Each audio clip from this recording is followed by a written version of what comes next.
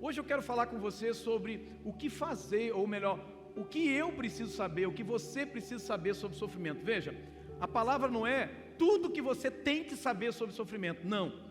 A palavra é o que eu preciso, ou seja, o que é necessário que eu tenha conhecimento sobre sofrimento. Então deixa eu te ajudar com uma coisa aqui. Algumas pessoas às vezes ficam olhando para o cronômetro lá atrás, pensando assim, eu vou olhar para o cronômetro para ver quanto tempo falta para terminar a mensagem. Deixa eu te falar uma coisa, nem eu sigo aquilo lá. Então não perca o teu tempo ficando ansioso olhando para trás, irmão. Porque senão se você vem para a casa de Deus preocupado com a hora, você está perdendo o seu tempo.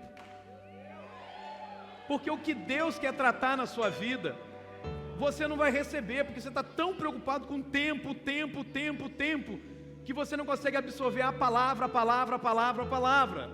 Você está entendendo isso? Amém, amém?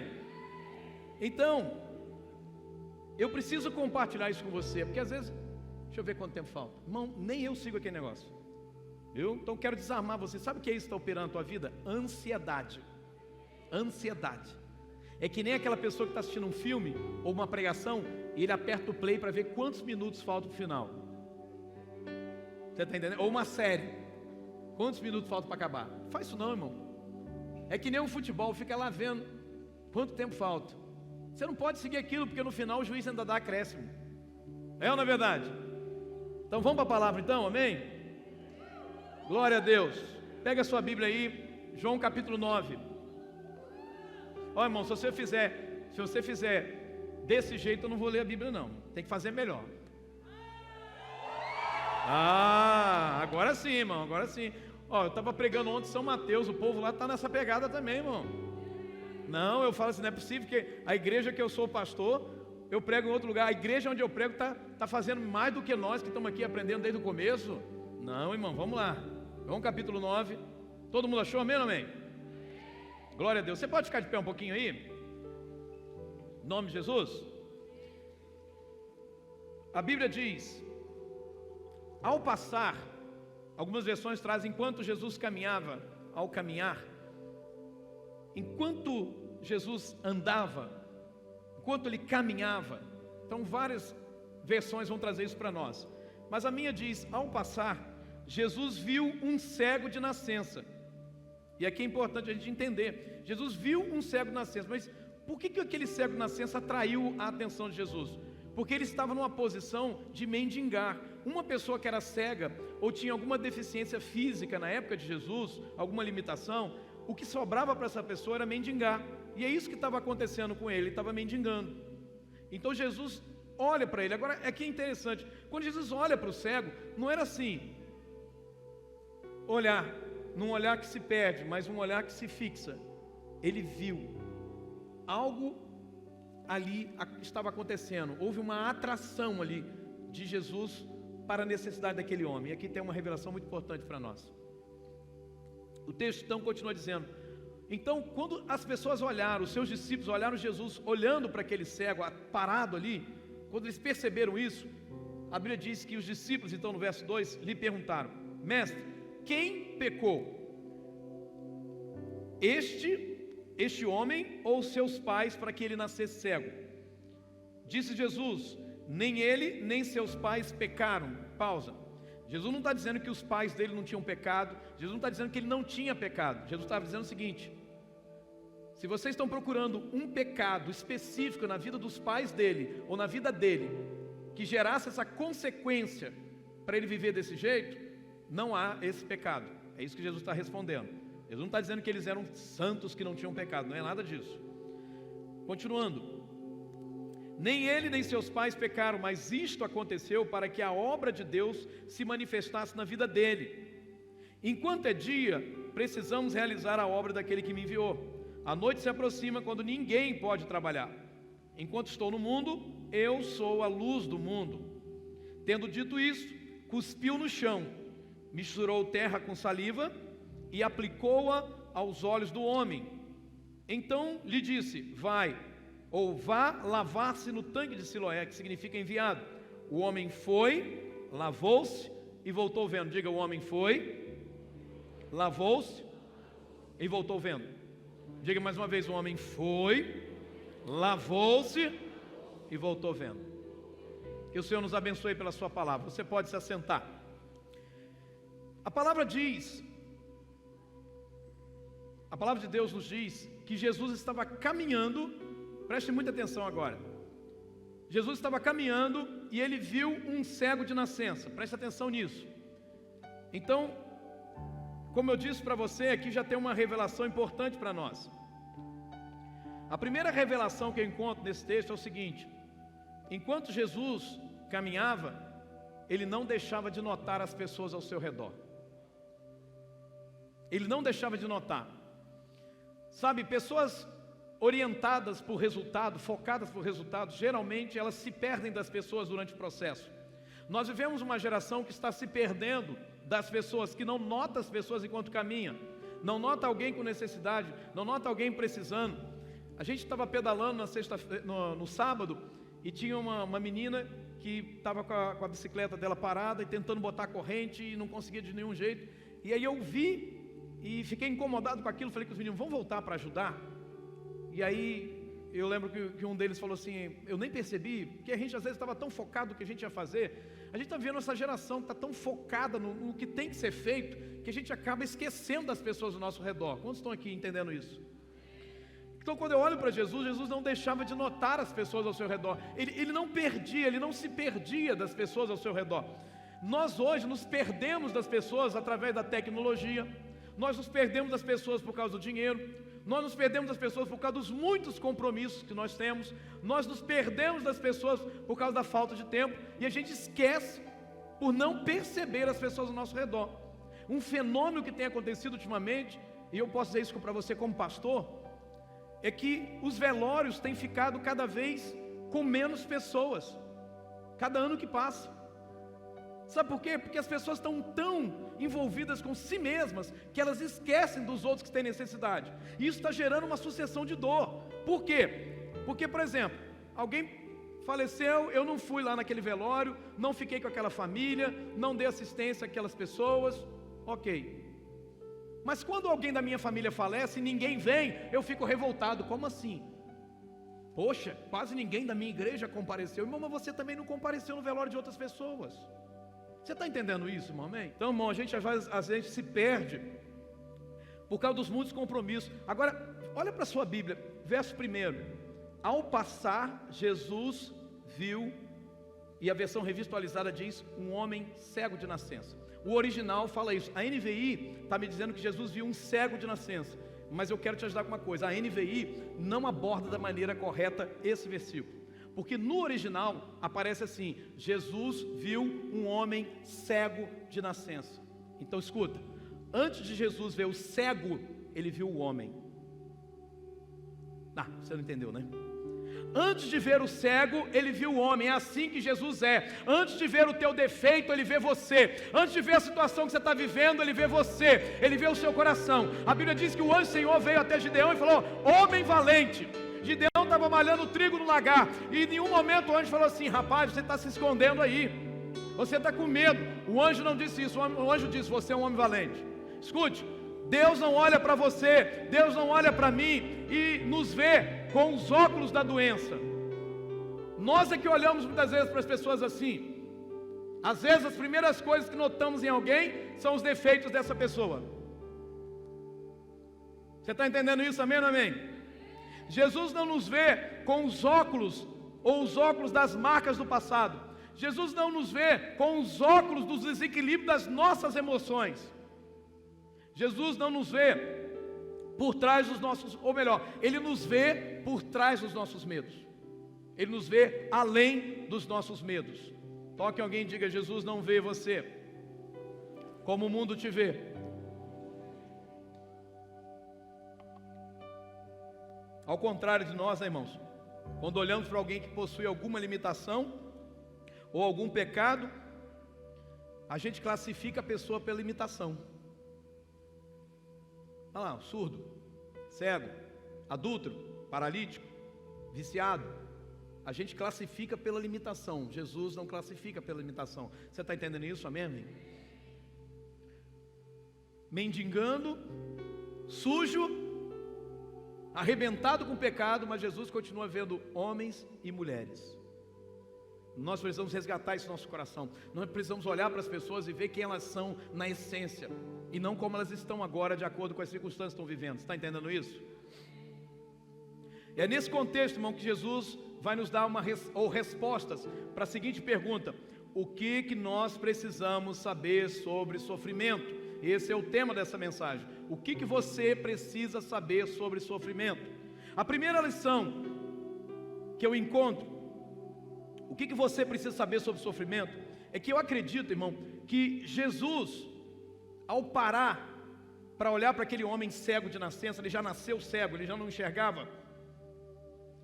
A gente fala assim, fulano viu a luz, né? Fulano nasceu e já viu a luz. Não, ele não chegou a ver a luz, irmão, ele não enxergava, ele não pôde ver a luz. Mas quando Jesus, eu acredito nisso, quando Jesus para, olhando o homem cego, ele fixa os olhos, olhe para cá por favor, ele fixa os olhos naquele homem cego, ele está ali olhando para aquele homem cego. Eu penso que ele fez isso de propósito, irmão, para provocar alguma reação nos seus discípulos.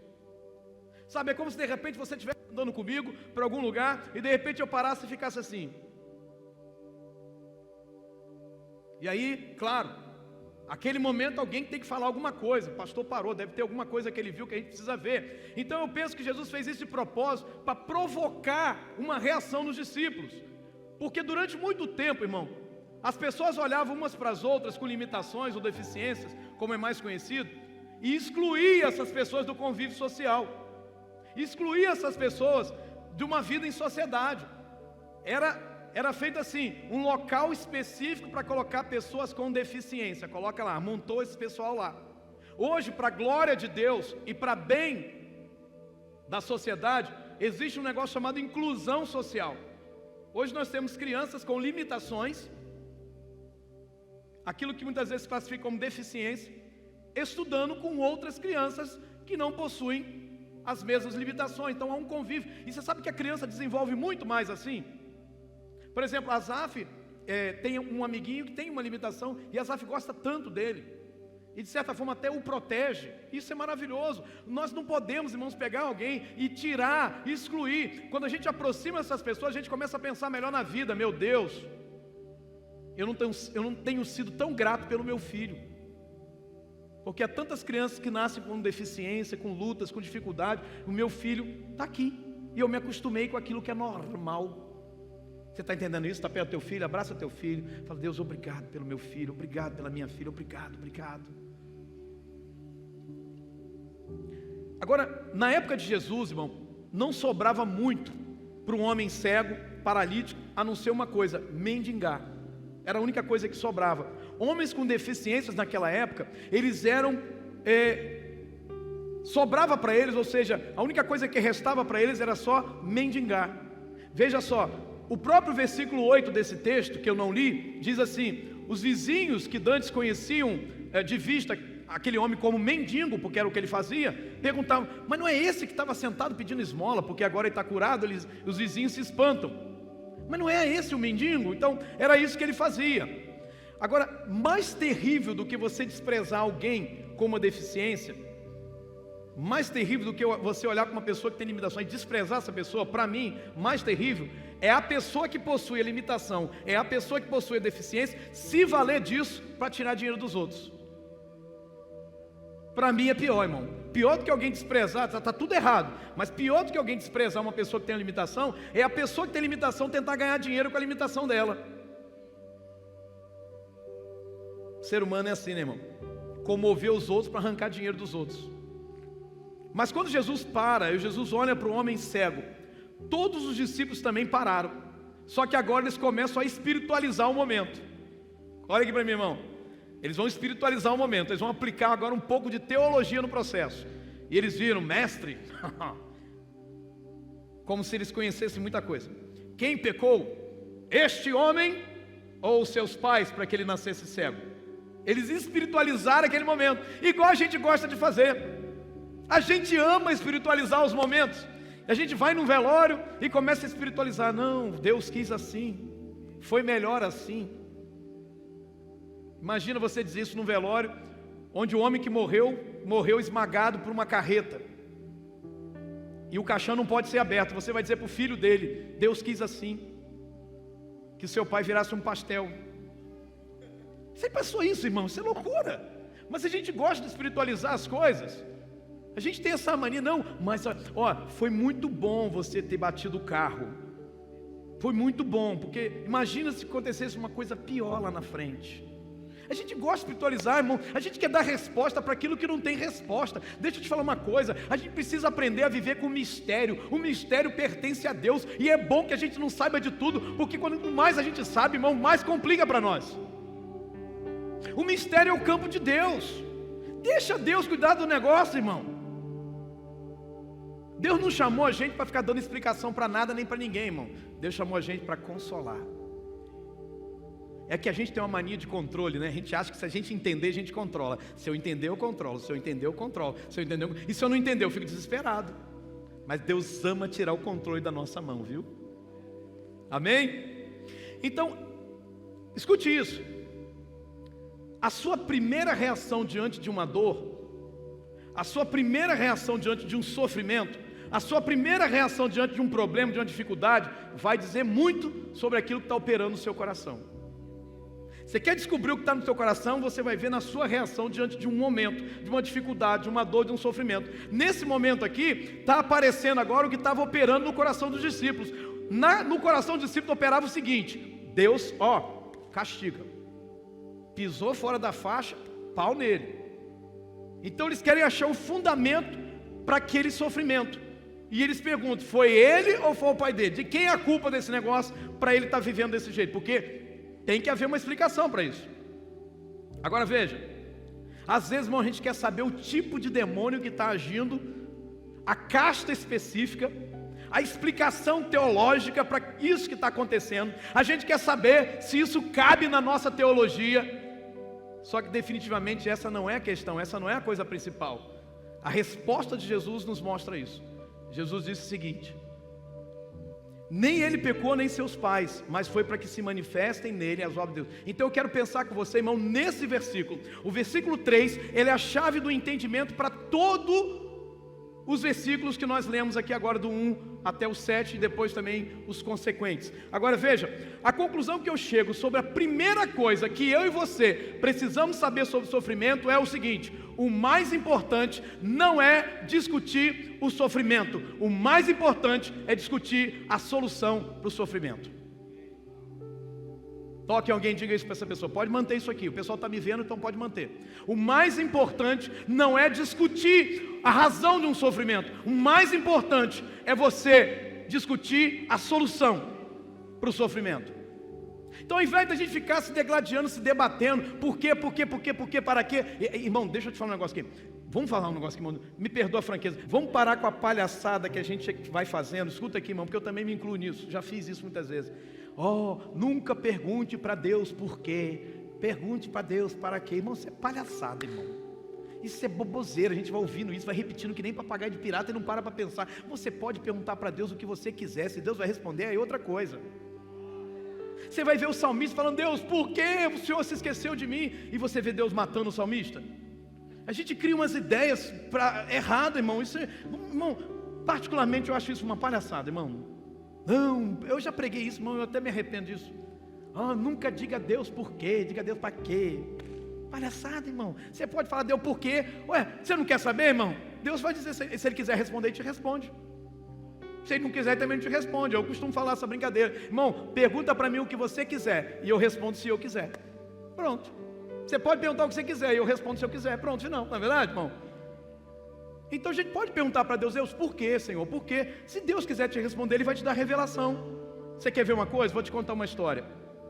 Quando aconteceu aquela situação lá em Linhares, do pastor, dos 2 filhos, né, que você conhece muito bem, que explodiu no Brasil inteiro, né? No dia que aconteceu, a gente estava numa conferência aqui. Eu fui para casa e quando recebi aquela notícia, irmão, eu fiquei assim, bagunçado com aquilo. Porque a história, eu acredito que eu tenha feito uma espécie de transferência para a situação. A história era muito parecida. Uma esposa, pastora, tinha saído para pregar. Eu tenho minha esposa que é pastora.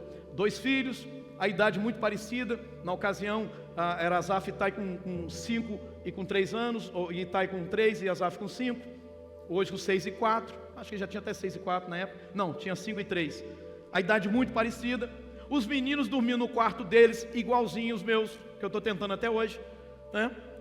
O quarto com ar-condicionado, igualzinho o quarto dos meus filhos. Então eu fiz uma transferência e falei: Deus, como isso? É o teu servo.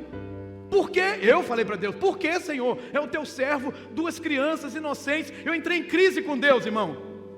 E naquele dia, a voz do Espírito de Deus veio ao meu coração. E Deus falou assim: eu nunca vou esquecer isso, irmão. Eu já ouvi Deus de diversas maneiras que você imaginar, mas desse jeito foi muito poderoso. Deus falou exatamente essa frase naquele sábado à noite: você não conhece a história toda. Eu gelei na hora, só chamei minha esposa, contei para ela, para que eu não ficasse sozinho com a revelação. Meu bem, Deus falou exatamente essa frase comigo. Então, irmãos, você pode perguntar para Deus por quê? Porque se Ele quiser responder, Ele te responde. Comigo, Ele respondeu. Ele virou para mim e falou: você não conhece a história toda. Eu entendi, Deus. Irmão, naquela noite, o temor que estava no meu coração, eu cheguei a pensar: não vou deixar as crianças dormir no quarto. Isso aconteceu, irmão. Mas quando Deus soltou essa frase: você não conhece a história toda, o medo foi embora. A crise com Deus foi embora. Eu quero dizer para você, o nosso problema é esse, irmão. A maioria das crises que nós encontramos ou enfrentamos diante de Deus é porque a gente não conhece a história toda. Toque alguém e diga: você está brigado com Deus, está zangado, é porque você não conhece a história toda. Às vezes você está zangado com o teu pai. Ah, meu pai me deixou, minha mãe me deixou. Eu quero entender por quê. Você não conhece a história toda. A resposta de Jesus revelou uma coisa. João 9,3: nem ele pecou nem seus pais, mas foi para que se manifestem nele as obras de Deus. O que Jesus está falando aqui é o seguinte: discípulos, o foco de vocês está errado. O foco de vocês é saber se a culpa é de quem, para que isso viesse como um castigo da parte de Deus. Esse não é o foco. O foco, agora pode botar a frase que eu vou dizer: o foco de vocês está errado. O foco não é a fonte do sofrimento, o foco é a solução para ele. Toque alguém e diga: o foco não é a fonte, o foco é a solução. O foco não é a fonte, o foco é a solução. Para de focar na fonte. Você está perdendo tempo tentando descobrir por quê. E começa a descobrir como eu resolvo isso. Se você já andou comigo, você já me viu em diversas situações. Quando alguém chega diante de mim, claro, eu ouço todo mundo, tenho dado tempo para as pessoas falarem o suficiente, mas quando é uma situação que está sempre um disco arranhado, voltando, eu digo para a pessoa: tudo bem, agora vamos falar como a gente resolve isso. Porque as pessoas ficam gastando tempo no problema. Irmão, gastar tempo no problema não te tira do problema. Você não vai sair. Às vezes as pessoas não querem nem a solução, elas só querem derramar os problemas delas para que alguém se compadeça delas. Eu também entendo isso. Mas, na verdade, eu já falei aqui para você e vou repetir: existe uma diferença entre empatia, diga empatia, e compaixão, diga compaixão. Diga empatia, compaixão. Diga empatia, compaixão. Você sabe que essas duas palavras não são iguais, o sentido delas. Empatia é quando eu me coloco na dor do outro. Eu vejo alguém sofrendo, me coloco lá. Só que nós temos um grande problema com a empatia. A gente disse: não, Jesus era empático. Jesus nunca foi empático. Jesus sempre foi cheio de compaixão, mas nunca empático. Por quê? Porque a empatia é eu me colocar na dor do outro. Mas eu me colocar na dor do outro não tira o outro da dor. É aquela pessoa que liga a televisão, vê uma criança morrendo lá na África. Ah, meu Deus do céu. Irmão, não muda nada. A criança vai continuar morrendo. Passa alguém que está morrendo de fome. Ai, meu Deus, eu não aguento ver gente morrendo de fome. Vai continuar morrendo se você continuar chorando. Levanta daí e leva comida para ela. Ela para de morrer de fome. Você está entendendo isso? Empatia, eu me coloco na dor do outro. Compaixão é: eu vejo a dor do outro e eu identifico que eu tenho uma saída para tirar aquela pessoa daquela dor. Foi isso que Jesus fez. Jesus viu a multidão com fome, chamou os discípulos e falou: gente, e aí, o pessoal está com fome, o que a gente vai fazer? Claro que ele já tinha resposta, e o próprio João diz isso. E o pessoal: Senhor, manda embora a multidão aí. Tipo assim, ema, cada um com seus problemas. E Jesus falou: não, vamos dar comida para eles.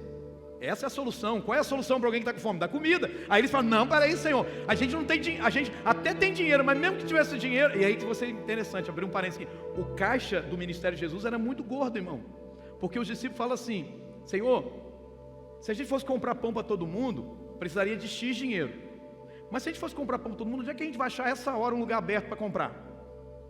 Significa que eles tinham poder aquisitivo naquele momento. Está entendendo, irmão? Toque em alguém e diga, aprenda a ler a Bíblia, irmão. Está tudo lá, irmão. Voltando. Então o que é que Jesus faz em seguida? Não, vocês vão dar de comer no Senhor e tal. E entra aquela discussão do problema. E Jesus fala, tá bom, vamos fazer o seguinte. Procura aí, vê se tem alguma coisa aí. E alguém aparece com 5 pães e 2 peixes. O que é que Jesus faz? Agradece e multiplica. Toque alguém. Não foque. Diga para essa pessoa, não foque na fonte do sofrimento, mas na solução para ele. Irmão, a gente não resolve o problema do sofrimento discutindo sobre sofrimento. A gente não resolve o problema do sofrimento buscando, por exemplo, culpado. A gente não resolve o problema do sofrimento estudando sobre o sofrimento. A gente resolve o problema do sofrimento, sabe como? Agindo para acabar com o sofrimento. Você está entendendo isso também? Se você vê alguém chorando, não adianta você ficar de longe conjecturando. Não, eu acho que essa pessoa, ela está chorando porque ela sente uma dor, que nesse momento a dor pode ter subido para o psique dessa pessoa. Isso está afetando um pouco também dos sentimentos dela, um pouco da alma dela. O relógio está perguntando se eu caí. Eu falei, não caí não, filho, pelo amor de Deus. Eu vou ficar em pé até Jesus voltar. Esse negócio de cair não é comigo não, filho, está fora, está repreendido. Então se eu cair, hein? Então veja, não adianta você ficar conjecturando, não acho que é isso, está acontecendo aquilo, então agora há uma reação química dentro dela. Irmão, chega lá e abraça a pessoa, acaba com isso. Amém? Quantos estão entendendo isso? Então, irmão, toque em alguém e diga, discutir o problema não resolve o problema. A gente passar a vida remoendo por que nós estamos sofrendo, não acaba com o sofrimento. Deixa eu te falar, irmão, desde que o mundo é mundo, desde que o homem começou a escrever, pensar, fazer qualquer coisa, até mesmo antes da escrita, o homem vem conjecturando sobre o problema do sofrimento. Os filósofos discutiram sobre o sofrimento. Os teólogos discutem até hoje sobre o sofrimento. Ninguém entra em acordo. Então discutir o sofrimento não vai resolver o sofrimento. Ficar passando a vida remoendo por que nós estamos sofrendo, não vai acabar. O que acaba com o sofrimento é buscar soluções para ele. É isso que Jesus está falando. Nem ele pecou, nem seus pais. Não se acaba com uma enfermidade discutindo se nós herdamos do pai, se nós herdamos da mãe. Isso não resolve, irmão. Toque alguém e diga, pare de discutir problemas, discuta soluções. Pare de ficar alimentando sua mente com bobagem. Tome uma atitude, como o profeta Jeremias disse, eu quero trazer à memória aquilo que me dá esperança. O que me dá esperança é buscar a solução, minha irmã, e não ficar discutindo o problema. Nesse texto, irmão, Jesus nos dá algumas respostas para essa pergunta. O que precisamos saber sobre o sofrimento? E eu digo mais uma vez, o que é que você precisa saber sobre o sofrimento? Vamos voltar à resposta de Jesus de novo, verso 3. Nem ele pecou, nem seus pais, mas foi para que se manifestassem nele, ou se manifestem nele as obras de Deus. Irmão, eu tenho ensinado constantemente. Diga, o que tem a minha atenção, certamente também terá os meus sentimentos. O que tem a tua atenção vai ter os seus sentimentos. Vai ter algo dentro de você que vai estar levando você para aquilo. Toque alguém e diga, o que você foca, cresce. Se você foca no problema, o problema vai crescer. Mas se você foca na solução, a solução vai aparecer. Amém ou não amém? A viúva endividada de 2 Reis 4, ela focou na dívida, tanto que ela não conseguiu perceber que a solução sempre esteve dentro de casa com ela, que foi a botija de azeite. E foi exatamente o que o profeta usou. E quando ela entrou em casa, fechou a porta, ela ficou focada onde? Na solução.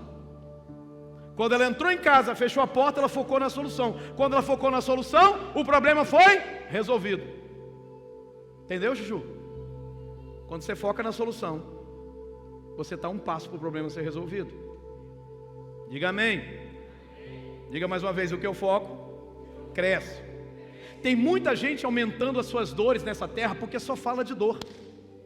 só fala de dor. Tem muita gente alimentando tristeza, porque só fala da tristeza. Só fica repetindo a razão da tristeza, porque isso aconteceu, porque aquilo aconteceu, porque isso aconteceu, porque aquilo aconteceu, porque isso aconteceu, porque aquilo aconteceu, porque isso aconteceu, porque aquilo... Ei! Troca essa fita. Olha como é que eu estou atrasado, tá vendo? Vira esse disco. Troca esse CD. Estou melhorando. Troca o Blu-ray. Bota o pendrive lá, irmão. Vai para o MP3. Agora já estamos em outro nível. Vai para o Spotify, pronto.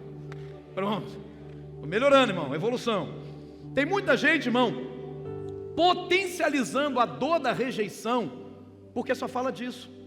Só fala o quanto sofre, só fala o quanto a vida é difícil, só fala quando tudo só dá errado. Ei, para!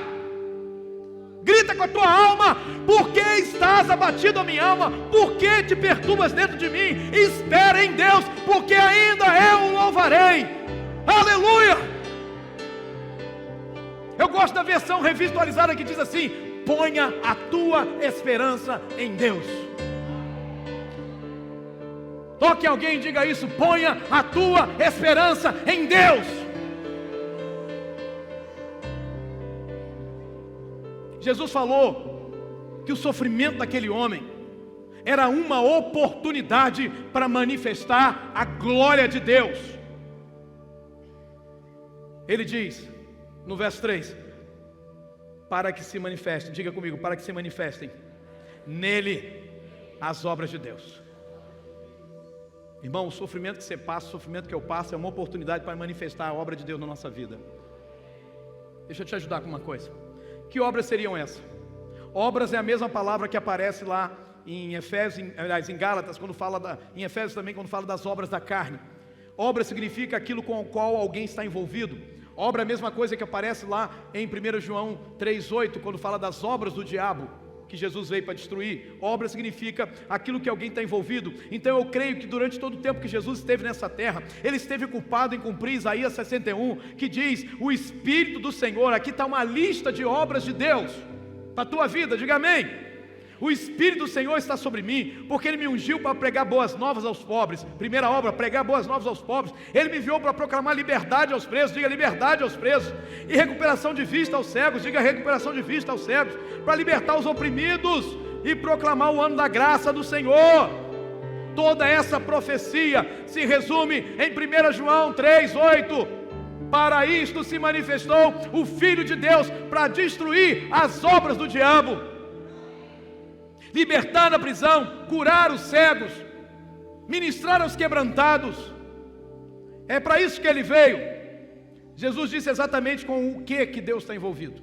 O que Deus está envolvido? Ele diz: é necessário que façamos as obras daquele que me enviou. Toque alguém e diga: Deus está chamando você para fazer as obras do Pai.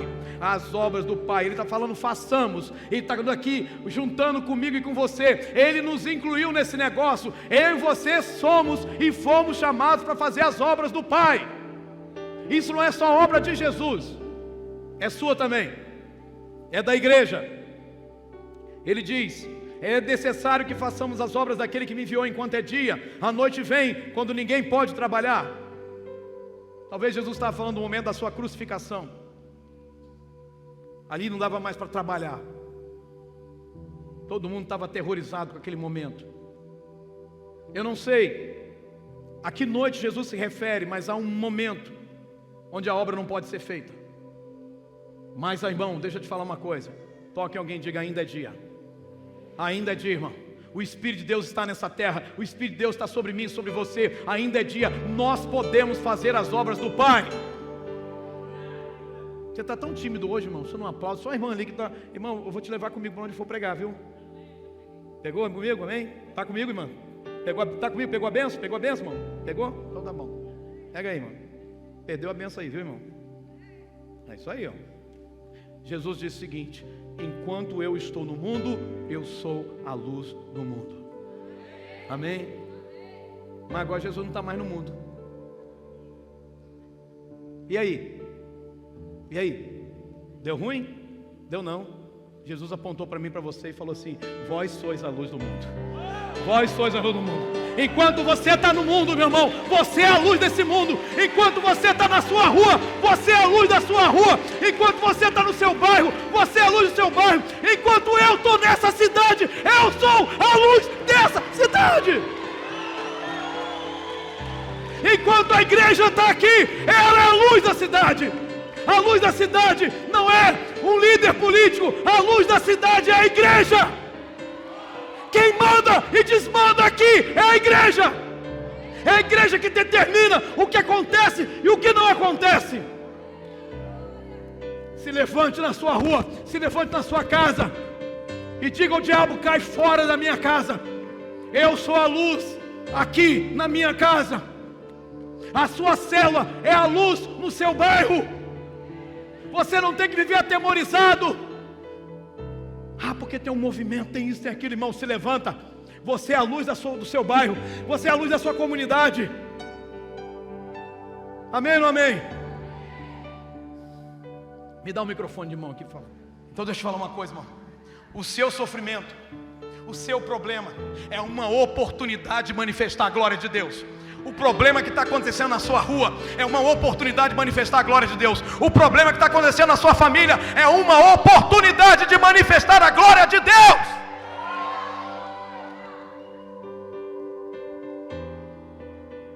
Toque alguém e diga: você está entendendo? O foco não é o sofrimento, é a oportunidade. O seu sofrimento, os problemas que você enfrenta hoje é só uma oportunidade para mostrar Deus para as pessoas. A Bíblia, irmão, confirma o seguinte: que não há uma regra geral para todos que sofrem. Que há uma regra geral para todos que sofrem. Por quê? Bom ou mal vai sofrer, irmão. Rico ou pobre vai sofrer. Mendigo ou poderoso vai sofrer, irmão. Todo mundo vai passar pelo sofrimento nessa terra. A morte não é uma exclusividade para alguns, irmão. A morte é para todo mundo. Só a exclusividade ou não vai ser para aqueles que forem arrebatados quando Jesus voltar. Amém? A Bíblia diz em Salmo 119, verso 155: os maus não serão salvos dos seus sofrimentos, porque eles não se importam com as suas leis. Você não entendeu nada, né, irmão? Meu Deus do céu. Vou desenhar para você, irmão. Os maus não serão salvos dos seus sofrimentos, porque eles não se importam com as leis de Deus. Amém. A irmã aqui entendeu, irmã. Pronto, já foi abençoada. Você não é mau, você se importa com a lei de Deus. Então, quanto a você, você vai ser salvo do seu sofrimento. É isso que a Bíblia está dizendo. Os maus não serão salvos do seu sofrimento, porque eles não se importam com a lei de Deus. Mas isso não é comigo nem com você, porque você é um filho de Deus. Um filho de Deus. Irmão, Deus tem promessa para os seus filhos. Quando Deus olha do céu e vê os seus filhos preciosos sofrendo com a perseguição do Império Romano, quando Ele olha aquelas pessoas sendo decapitadas, Deus não aguentou, Ele abriu os céus, Deus abriu os céus, Deus mostrou o final para os seus filhos, e sabe o que tem lá no final? E Deus lhes enxugará dos olhos toda lágrima. É isso que tem no final. É assim que termina. Sabe como é que você termina, irmão? Com os olhos enxutos. Toque alguém, irmão. Toque alguém. Se essa pessoa está sofrendo do seu lado, diga para ela: no final você vai terminar com seus olhos enxutos. Fica tranquila, você não vai chorar para sempre. As suas lágrimas terão limite. Deus está prometendo enxugar dos seus olhos toda lágrima. Sabe como é que eu resumo esse segundo entendimento do que eu preciso saber sobre o sofrimento? É o seguinte: aprenda a olhar para Deus e não para o sofrimento. Toque alguém, diga isso: aprenda a olhar para Deus. Pode aplaudir se você quiser.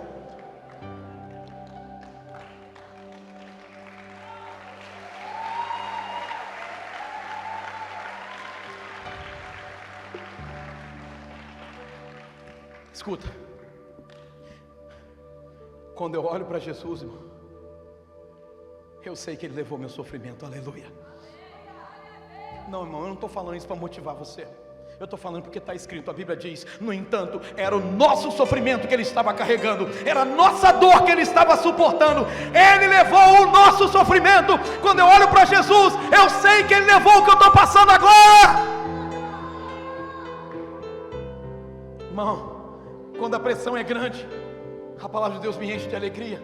A Bíblia diz: os sofrimentos, diga comigo, os sofrimentos e a ansiedade me atingem, mas os teus mandamentos me alegram. Você precisa da palavra de Deus na hora da dor, irmão. Na hora da dor, pega a tua Bíblia, irmão, vai ler. Passa a madrugada em claro, não chorando, mas lendo a sua Bíblia enquanto você sente a dor. A direção, irmão, não é olhar para o pecado dos pais daquele homem. A direção não era olhar para os pecados dele, mas a direção era olhar para a graça de Deus.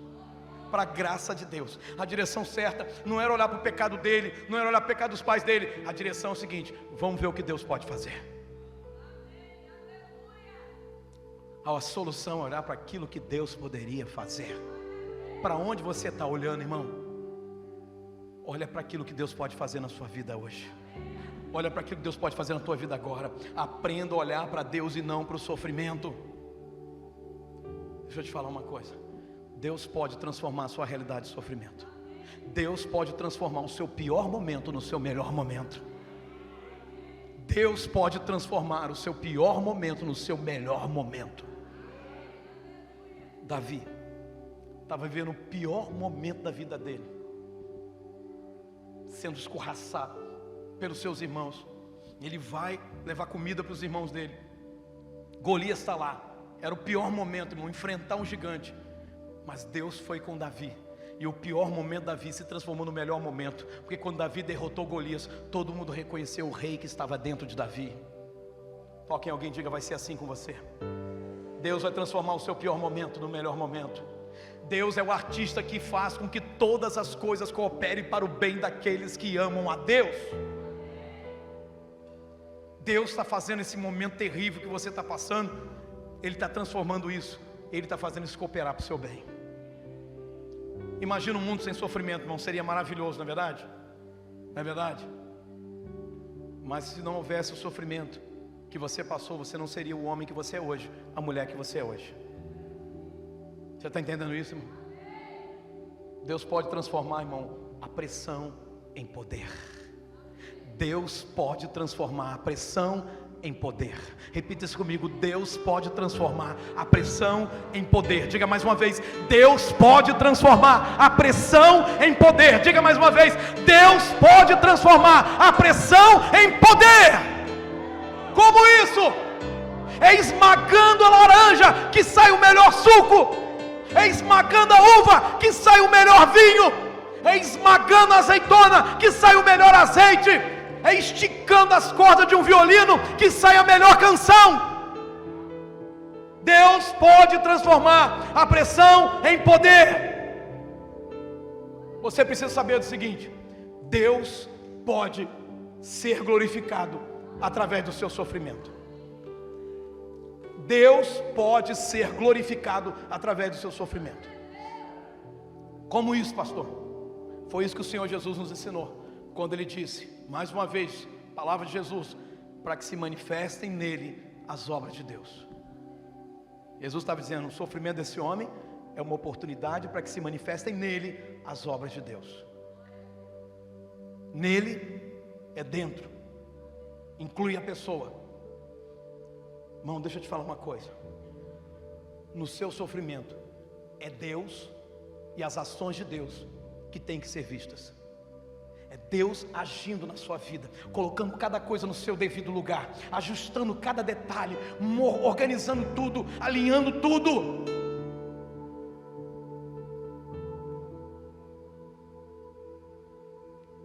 Quando a gente sofre, quando você sofre, a gente tem uma oportunidade de revelar Deus para as pessoas.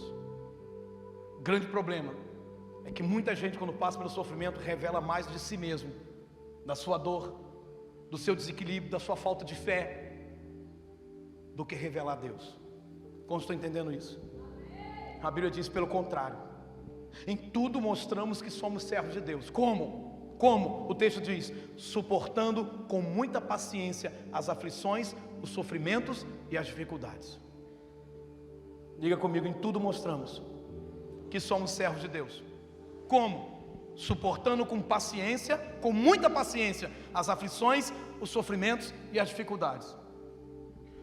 Nós mostramos, irmãos, que nós somos servos de Deus pelo fato que a gente suporta com muita paciência as aflições, os sofrimentos e as dificuldades. Deixa eu te falar uma coisa, olha aqui para mim. Não é só o milagre que glorifica a Deus, mas o seu comportamento enquanto você espera o milagre. Eu vou repetir para você. Não é só o milagre que glorifica a Deus, mas também como você se comporta enquanto o milagre não chega. É isso aí, Rafael. Porque tem gente que acha só o milagre glorifica a Deus, irmão. Não, não é só o milagre glorifica a Deus, é também o seu comportamento enquanto o milagre não chega. Olha aqui para mim. Você sabe o que a gente passou. Você sabe que eu e minha família passamos. Mas eu vou te perguntar uma coisa. Qual foi o dia que você viu eu e minha esposa não vindo ao culto? Qual foi o dia que você viu o seu pastor deixar de pregar por causa disso? Qual foi o dia que você viu o seu pastor deixar de visitar por causa disso? Qual foi o dia que você viu a sua pastora, mesmo vindo arrebentada com dores por todos os lados, trazendo uma azaf, colocando ali no bebê conforto e ali naquele culto adorando, esperando o milagre da parte de Deus? Não é só o milagre que glorifica a Deus, irmão, é como você se comporta enquanto o milagre não chega. Repete isso para alguém aí, seja também pastor, seja profeta na vida dessa pessoa, diga isso para ele ou para ela. Não é só o milagre que glorifica a Deus, mas é também como você se comporta enquanto o milagre não chega. Mas eu preciso te dar uma boa notícia. Deixa eu te falar uma coisa. O seu sofrimento nunca será maior do que a obra que Deus vai fazer em sua vida. O seu sofrimento nunca será maior que a obra que Deus vai fazer na sua vida. Por que você diz isso, pastor? Em Romanos, no verso 18, Paulo diz: os sofrimentos, os nossos sofrimentos atuais, ou os sofrimentos do tempo presente, é a mesma coisa, não podem ser comparados com a glória que em nós será revelada. Os nossos sofrimentos atuais não podem ser comparados com a glória que vai ser revelada em nós. Deixa eu te falar uma coisa, pare de pensar que a vida só se resume a isso. O nosso problema é um problema de ótica. Quando você acha que a vida só se resume ao que você está vivendo, então você olha para alguém que aparentemente não tem problema e diz: para que eu estou servindo a Deus? Irmão, deixa eu falar um negócio. O final é que define tudo. E você ainda não chegou no final. Diz para mim aqui, o que são 80 anos, 90 anos comparado com uma eternidade, irmão? A Bíblia está dizendo que no céu tem um banquete, tem uma celebração, tem alegria eterna, tem prazeres mais constantes, tem bênção, tem coisa maravilhosa. Ei, eu não troco o céu por nada, e você também não. A gente precisa voltar, irmão, porque esse tempo está agora na moda do coach, irmão. Não tem nada contra, nada contra. A única coisa que eu tenho contra é quando alguém faz disso a galinha dos ovos de ouro. Agora sim, descobriu o que faltava. Não, é só ferramenta, tudo é ferramenta. É bom, é legal, é interessante. Foi muito legal ter feito faculdade de filosofia, mas para mim é só uma ferramenta. Muito legal, muito bacana, enxerguei um monte de coisa legal, mas é só isso. Por que eu estou falando isso, irmão? Porque a nossa geração não fala mais do céu, não pensa mais no céu, não canta mais do céu, não pensa em ir para o céu. Pensa só juntar dinheiro aqui, irmão, fazer um negócio aqui acontecer, irmão. Irmão, aqui vai passar. Caixão não tem gaveta. Ô Ellen, você tem algum caixão com gaveta lá? Ainda não. Não faz não, tá? Senão agora eu vou ter que mudar isso aqui. Irmão, não dá pra gente levar nada, irmão. Você está entendendo, irmão? Você está entendendo isso? Eu não sei você, irmão, mas eu vou morar no céu, irmão.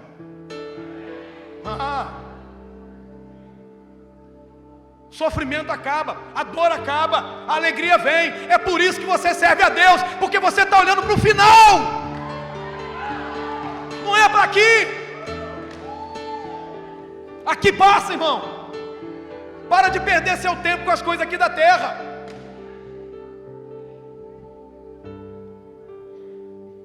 O sofrimento, diga comigo, o sofrimento não pode ser maior que a glória. Repita isso, o sofrimento não pode ser maior que a glória. A Bíblia diz em Hebreus 2:9: Jesus, por causa do sofrimento da morte, foi coroado de glória e honra. Por causa do seu sofrimento, irmão, enquanto você suporta no temor de Deus, na paixão por Jesus, você vai ser coroado com honra e glória, com honra e glória, com honra e glória, com honra e glória, com honra e glória, com honra e glória. A glória de Deus é bem maior. A glória que está vindo sobre a sua vida é bem maior. Bom, Jesus disse que enquanto ele estivesse no mundo, ele era a luz do mundo. E o que ele fez depois disso? Bom, versículo 5 diz: enquanto estou no mundo, eu sou a luz do mundo. E o que veio depois disso? Dito isso, versículo 6, estou seguindo a sequência do texto para você entender. Dito isto, cuspiu na terra, e tendo feito lodo com a saliva, aplicou o lodo aos olhos do cego. Deixa eu te falar uma coisa, irmão. Deixa Jesus tocar em você e acabar com o seu sofrimento. Deixa ele tocar em você. Ele tocou no cego, ele cuspiu no chão, irmão. Pensa num negócio nojento, não é verdade? Misturou, passou na mão, pá nos olhos do cego, irmão. I love Jesus. Eu amo Jesus, irmão. Porque se você olhar para um cego, ele só dá uma ordem. Para outro cego, ele bota cuspe com lama nos olhos do cego, irmão. Não é só isso. Ele tocou na mulher adúltera, perdoou os pecados dela. Amém? Ele tocou nos dois cegos e eles voltaram a ver. Ele tocou no caixão do filho único da viúva de Naim e o menino voltou a viver. Ah, querido, ele tocou na orelha do soldado Malco, e aquela orelha que Pedro havia cortado, e curou a orelha do soldado. Ele tocou no leproso, e o leproso ficou curado. Ele toca em você e acaba com aquilo que está afligindo a sua vida. Ele toca onde ninguém toca. Ele toca onde o médico não toca. Ele toca aonde a cirurgia não vai. Ele vai.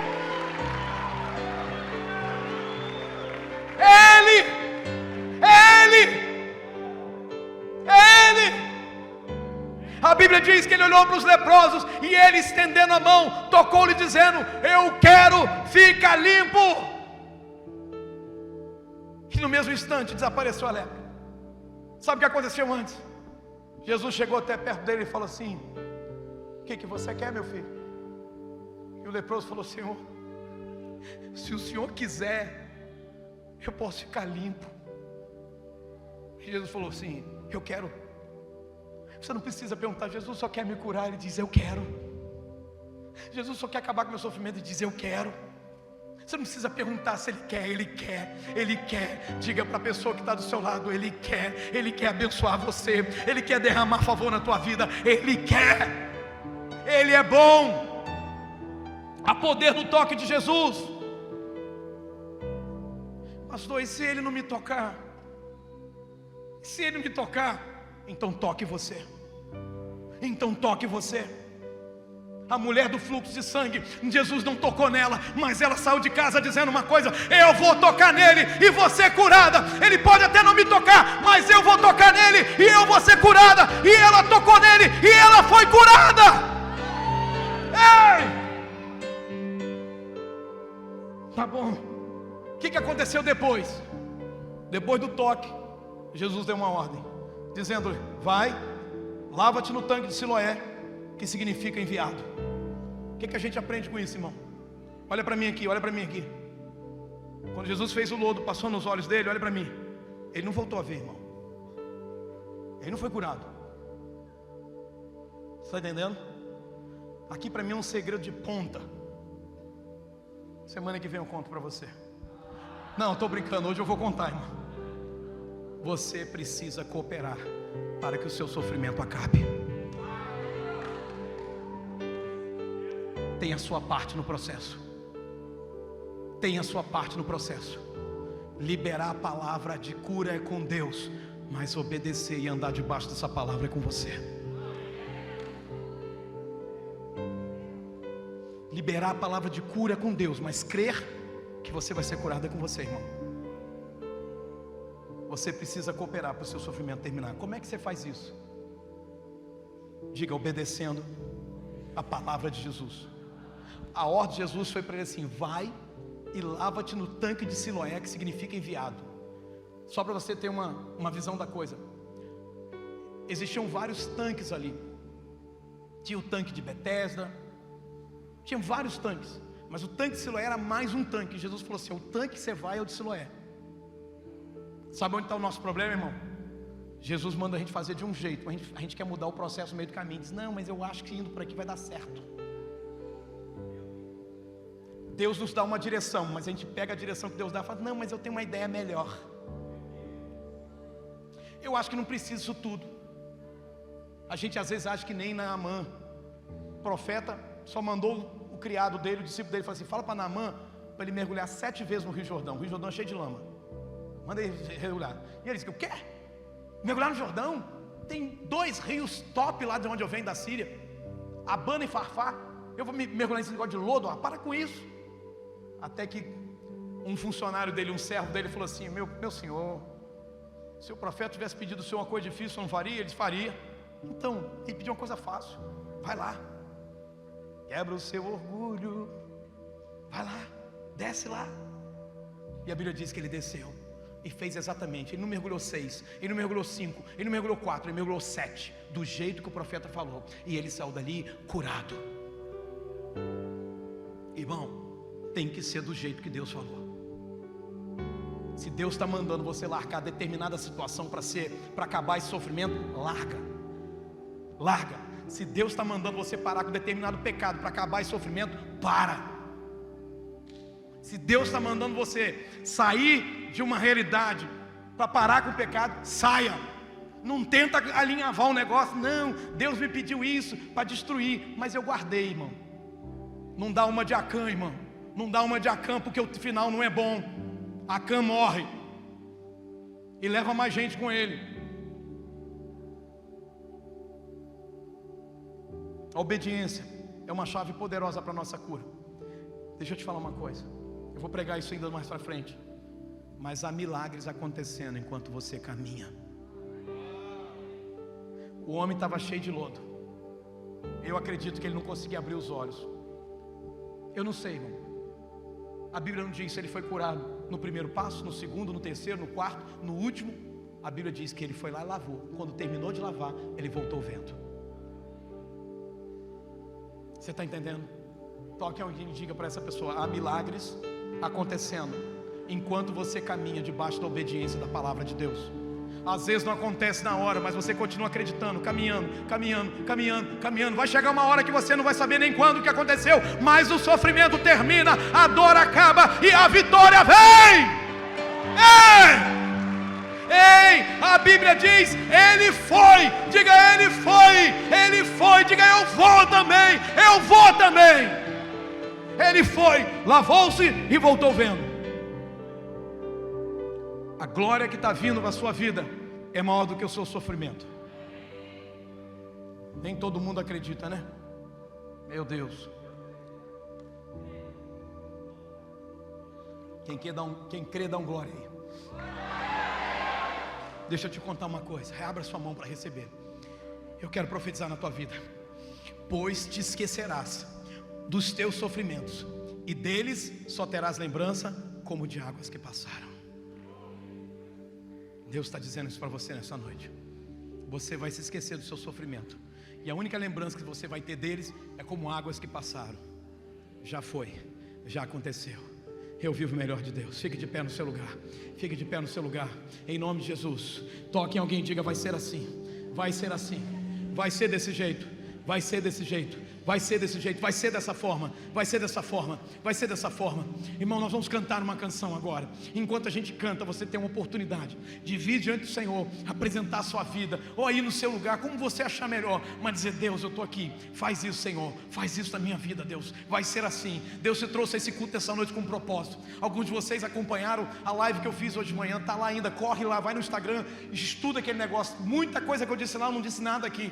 tá bom? Porque ali foi outro propósito, mas procura aquilo lá. Amanhã de manhã aquilo vai sair, mas procura lá. Mas você precisa crer, precisa andar debaixo da obediência da palavra, em nome de Jesus, em nome de Jesus, em nome de Jesus. Continue aí, irmão, feche seus olhos, adore a Deus agora aí no seu lugar, adore a Deus, fala: Deus, eu creio na tua palavra, a tua palavra vale mais do que a minha dor, a glória do Senhor é maior do que o meu sofrimento. Aleluia, vai adorando, vai declarando, aleluia, aleluia,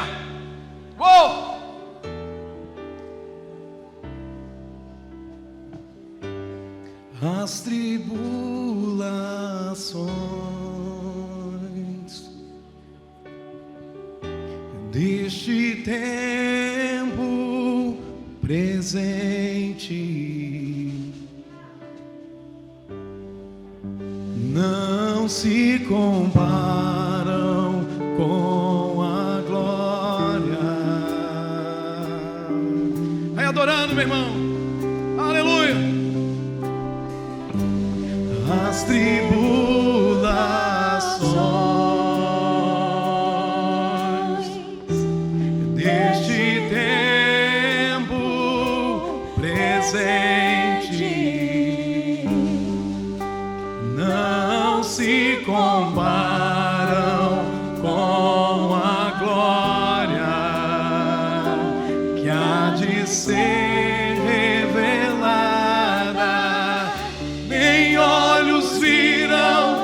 ouvidos ouviram, nem jamais chegou ao coração do homem o que o Senhor tem preparado para aqueles que o amam. Adore, adore, adore, aleluia, cante. As tribulações, cante ao Senhor, adore Ele. Neste tempo presente não se comparam com a glória. As tribulações, as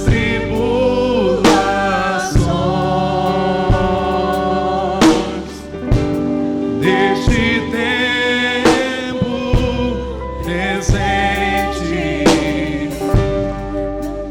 não se comparam com a glória que há de ser revelada.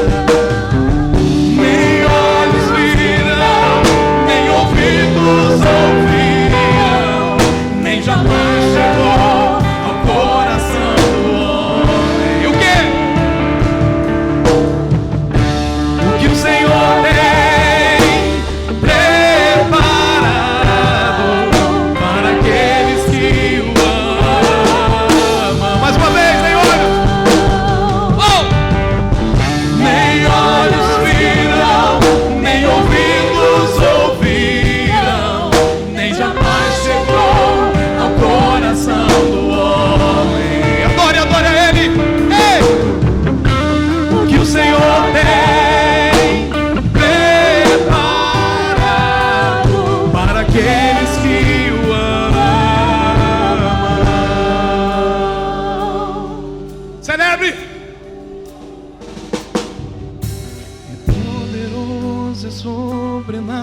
sobrenatural, é sublime, é eterno, é poderoso, é sobrenatural. É o que Deus tem para a sua vida, é o que Deus tem para a sua casa, é o que Deus tem para essa igreja. É poderoso, é sobrenatural. É poderoso, é sobrenatural. Diga, é sublime, é eterno, é poderoso, é sobrenatural. Pega a tua voz e cante. É sublime, é eterno, é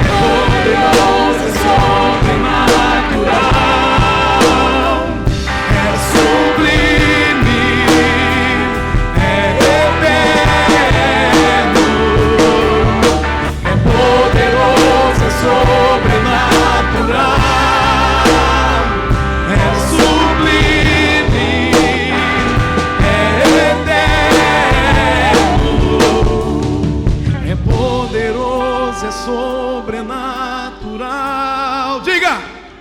É sublime, é eterno, é poderoso, é sobrenatural, é sublime, é eterno, é poderoso, é sobrenatural. Pega a sua voz. Mais uma vez. É poderoso. É poderoso, é sobrenatural, é sublime, é eterno. Nem olhos, nem olhos viram, nem ouvidos ouviram, nem jamais chegou ao coração do homem o que o Senhor tem preparado para aqueles que o amam.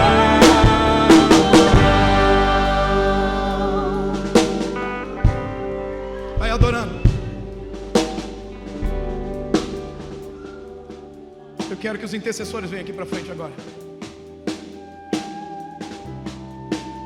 Eu quero que aqueles que pegam uma carona conosco na fé venham para aqui para frente agora.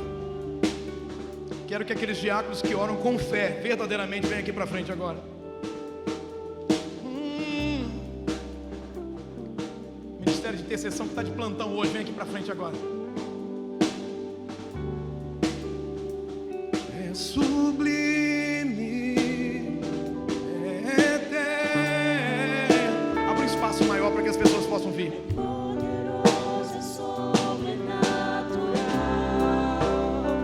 Deixa eu ajudar vocês. Hoje nós vamos ministrar apenas um toque. Então abra as mãos de vocês aqui. Vocês abram as mãos. Quase aí, por favor. Tem alguém aqui hoje que está ouvindo a voz de Deus e quer entregar sua vida para Jesus? Onde você estiver, levanta sua mão. Eu quero orar pela tua vida. Você veio para esse culto a convite de alguém ou por sua conta própria, mas Deus começou a falar com você e está te chamando à presença dele. Alguém nesse lugar aqui, não precisa acender a luz não, pode deixar do jeito que está. Se você vê alguma mão levantada aí, pega essa pessoa com carinho, traz aqui para frente. Tem alguém que quer entregar a sua vida a Jesus hoje? É um convite para você, para começar algo novo na sua vida, para os pecados serem cancelados. O primeiro sofrimento que tem que acabar na tua vida é o domínio do pecado e do diabo na sua vida. Isso acaba quando você entrega a sua vida para Jesus. Só assim. Você que frequenta a igreja, irmão, vive vindo aqui, nunca assume um compromisso com a igreja, nunca assume um compromisso com Jesus. Você acha que isso vai te levar para onde? Você acha que você vai para o céu desse jeito? Jesus criou um padrão e a palavra dele ele não muda. Ele disse que ele vem buscar a igreja. Ele não vem buscar uma pessoa individual, um indivíduo sozinho. Ele vem buscar a igreja. Você precisa estar vivendo o corpo de Cristo. Deus está chamando você nessa noite para entregar a sua vida para um compromisso maior com ele. Tem alguém aqui hoje? Tem alguém hoje nessa noite? Alguém que se afastou do caminho de Deus quer voltar? Alguém que está nessa condição? Onde você estiver, levanta sua mão, quero orar pela tua vida. Se eu não ver a tua mão, você pode sair caminhando, vem aqui para frente. Tem alguém hoje? Alguém nesse noite? Alguém nesse lugar? Alguém que está sendo impactado pela palavra de Deus no seu coração, dizer, eu quero entregar a vida para Jesus. Tem alguém? Tem alguém hoje? É um convite. Não importa se você é membro da igreja, se eu batizei você, isso não muda nada. A questão é, não, hoje eu estou sendo chamado para Deus para um compromisso. Eu estou sentindo isso aqui, eu estou convicto disso. Então deixa o seu lugar, vem aqui para frente. Eu quero abençoar a tua vida. Alguém nessa noite? Eu vou descer para ministrar. Você tem a oportunidade de vir.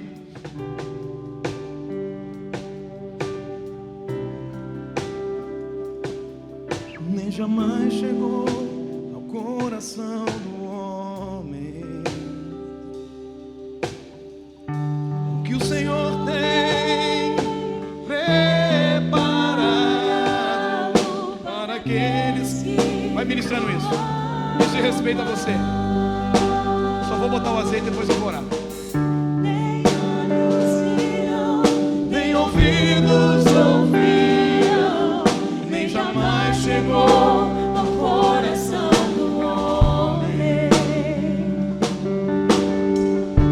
o que o Senhor tem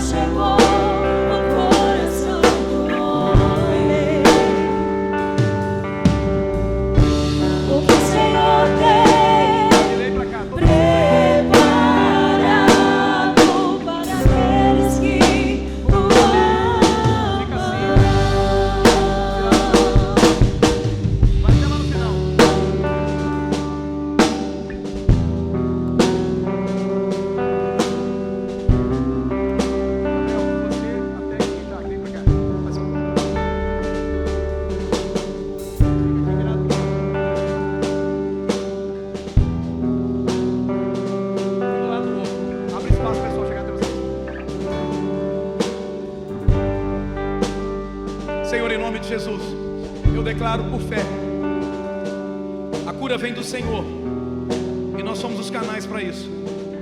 As mãos estão untadas com óleo, símbolo do teu Espírito, da tua presença. Com uma ordem de Jesus, ungirão os enfermos e serão curados. Nós pomos os olhos na nossa mão para ungir aqueles que estão atravessando algum tempo. Eu declaro sobre eles a bênção. Eu declaro que onde essas mãos tocarem, Deus, a cura virá, a visão do Senhor se abrirá para eles, sofrimentos vão chegar ao fim, glória se manifestará. Vai ser assim no nome de Jesus. Vai ser assim no nome de Jesus. Vai ser assim no nome de Jesus. Então quero te ajudar com uma coisa. Essa ala do meio toda, você pode vir quem está aqui na frente. Você que está nessa ala aí, vai até o encontro deles lá. Mas deixa eu orientar como é que ficar. Você que está nessa ala aqui, vai no encontro deles lá. Só venha do meio para frente, aquela lá e aquela lá de trás. Vocês vão vir para cá. Fez sentido? Vocês só vão sair. Ministrou, sai pela frente. Vocês podem pegar as coisas, vocês irem em paz para uma semana poderosa. Então deixa eu declarar uma coisa a mais. Nós vamos ministrar não uma oração continuada, mas uma ministração de um toque, com uma palavra profética. Sofrimento chegando, aquilo que o Espírito falou ao coração de vocês. Sofrimento chegando ao fim agora. Cura de enfermidades, libertação. O que o Espírito trouxer para o coração de vocês. Um toque, uma ministração de um toque, em paz. Amém. Pastor, não estou sentindo nada, eu não estou passando por sofrimento. Então vem para você receber também uma porção a mais de fé para enfrentar as batalhas da vida. Amém. Vamos fazer isso enquanto o ministério vai estar ministrando. Deus vai ministrar no seu coração agora, em nome de Jesus. Sai do seu lugar, vem receber um toque que ministra a tua vida. Vem receber. Deus tem algo novo para a tua vida. Deus tem algo novo. Apenas um toque, uma palavra libera. Liberou.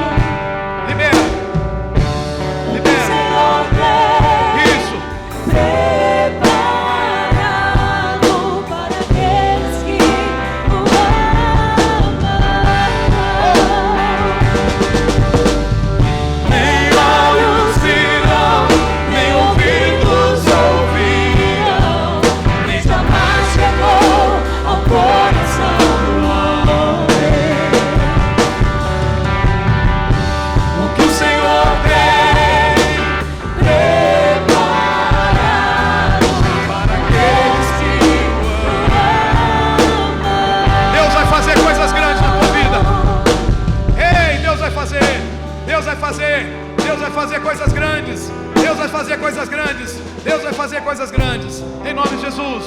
Aleluia, Pai, eu toco para que teu filho viva melhor. Eu toco, Deus, para que os horizontes de alma possam na vida dele. Eu toco para que toda a dor dele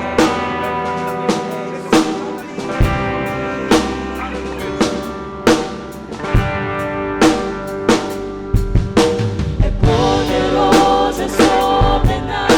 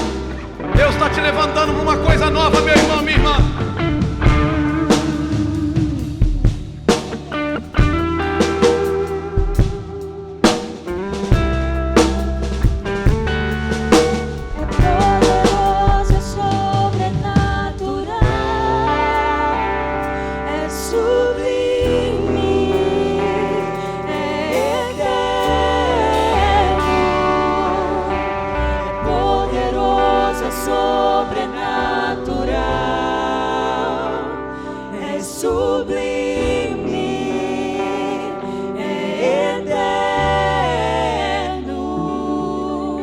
é poderoso, é sobrenatural, é sublime, é eterno, é poderoso, é sobrenatural, é sublime, é